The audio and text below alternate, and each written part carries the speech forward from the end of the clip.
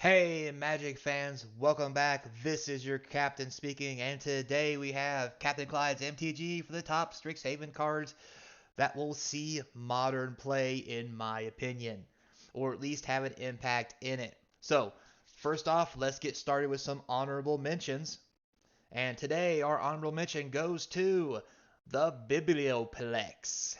So, why would I call this an honorable mention for modern if I didn't even have it in my list at all for standard? So first off, it comes into play on tap, and it's only a colorless. Um, but the 2 mana, look at the top card of your library. If an instant or sorcery, reveal it, put it into your hand. If you don't put the card into your hand, you may put it into your graveyard. Activate this ability only if you have exactly 0 or 7 cards in hand. Well, as far as you guys know, in Modern, it's very easy to just dump your entire hand and have no gas after that, especially in decks like Jund or even some of the Burn decks. So this may be seen as a one of in several decks. So think about it. If you had this in Burn, how many times have you been like, man, I just need one more Burn spell, and the top card's a land or a creature? You literally could activate this, see that, put it into your graveyard, and then draw the next card and get another shot at it. Same with Jund.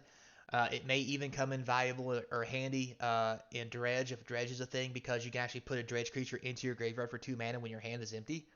That way you can start dredging again and maybe restart your engine. They're all very slim possibilities, but I do see it being necessary or even very usable and game breaking if you have just one of these cards in your modern deck. So that's why this is my honorable mention. Now, let's move on to the top 5, starting with number 5.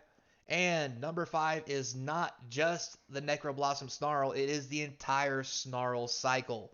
Because what this is going to give us is more dual lands that come into play untapped, especially in an environment that has shock lands and all the other lands that actually have basic land names. So it becomes very easy to put these into play untapped and have a free untapped dual land. So I think these will be number 5 to actually affect the modern format as they become easier to put into play and help make mana fixing even better than it already is. So moving on from number 5, we have number 4. So once again, we have Rip Apart. You've seen this in my standard list. Once again, Lightning Helix anybody, I think this card is just great. It's 3 damage to a creature or planeswalker. The only drawback to this is it won't be in the necessarily Boros aggro decks per se, but things like Jeskai Control or any kind of deck like that wants this kind of thing where it can deal 3 damage to something, maybe even destroy an artifact or enchantment. I think this will see some modern play depending on how the format is, because also with this, you can do things like nail a ley line, you can nail a rest in peace with it, and if nothing else, you can always kill a creature that maybe cause you trouble, because as you know, most creatures are really small inside the actual modern format, except for things like Tarmogoyf, of course. So I think this will be number 4 on the list, as I think it will see some play at least in sideboards, if not main decks. So moving on, we have number 3. Yes, sir, that's right. It's Mr. Palavito Doma de Rosa all over again, the world champion, the elite spellbinder. I talked about this in my standard. It was very high on my standard list. I think this is going to be high in modern as well, because once again, 3 mana is right on that cusp of needing to be really good to see play. This is a 3/1 flyer, so it's very hard to deal with, and it has evasion. Plus, the ability to make something cost 2 more in modern is a big deal, because even if this card goes away, the other card still costs 2 more. Plus, you get to look at their hand. You can see what's going on. You can stop combo decks. You can nerf combo decks. You can nerf the one spell that's going to be hurting you. When it comes to hate bear decks and things like death and taxes and those kind of builds, I think this is going to be a big hitter, and I think this is going to be something big that we see in the modern format. So as we move on, we have another white card, guys. This one is number 2. It's the Strict Proctor. So for a white and a colorless, it's a 1/3 flyer. Whenever a permanent entering the battlefield causes an ability to trigger, counter that ability unless its controller pays 2. I see this being real big in more of those hate bear decks, plus just sideboard decks in general. This shuts off all creature come into play effects. Um, I mean, it stops the Inverter of Truth combo. It stops uh, other combos of creatures coming into play. Um, I just really see this being a thing that actually stops people from doing their combos. Plus, it's a 1-3 flyer. It's got a pretty big butt. It blocks well. Um, I just see this as being a really, really good asset to help stop all those weird combo decks that have anything to do with an interaction from an ability that triggers from entering the battlefield. For example, this also stops uh, Amulet Titan. Like the list just goes on and on, guys. Think about it. Think about any card that comes into play that tries to kill you with a combo. This prevents it, right? So I just don't see how this is not modern playable, at least sideboard deckable, if not main deckable, just because of how many decks it can shut down and prevent people from actually going off and giving you the one-turn kill. Now, moving on to our number one. I don't know if you guys could even guess it, but there's been a lot of talk about it. So here it is. Clever Luminomancer. That's right, guys. It's an uncommon. And when I say that, does this remind you of anything like maybe a Swiftspear of the Monastery type? So think about it, guys. This is the thing that Boros aggro has been dreaming of, but never thought would be printed. I mean, it's nothing but bolts and instants and sorceries aside from just a few creatures.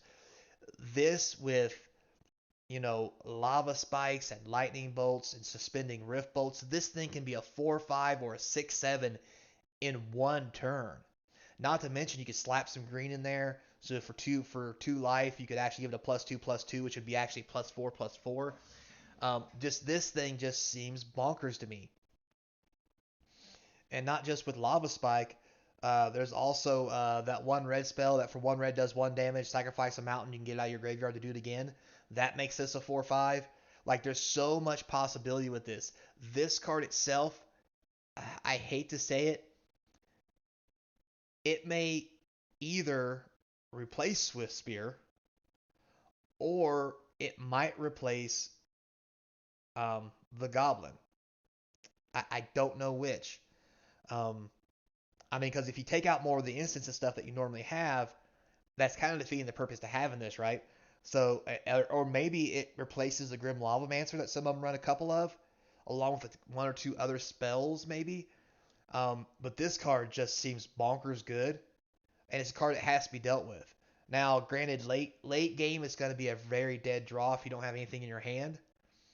But seeing this on turn one in your opening hand just seems legit. Because at the same time, guys, if you think about it, a Goblin Guide or a Monastery Swiftspear in a late game is no different than this. It might as well be an 0-1 because A, it's not getting in, and B, it's just going to be on block duty, just like this is going to be.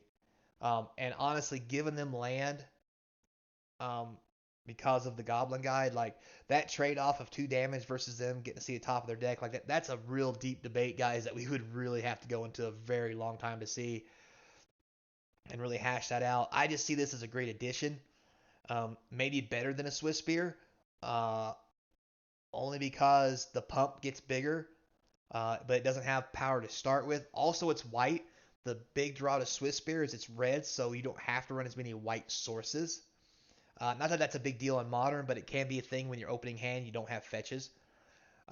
So maybe this drives that deck toward more of a 8 to 10 fetch style deck, so you can fetch up that red-white shock land or that one plains you might be playing or whatever the case may be as Modern develops. But I see this, guys, as being one of the number one cards and a serious contender to put red-white Boros / Lorehold back into the game again of being a very devastating deck in the Modern format when we start over again. So, guys, with that said, tell me what you think of my comments down in the comments below.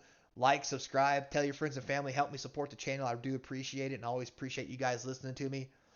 And until next time, guys, remember, this is your captain speaking. Be kind. I'll see you next time.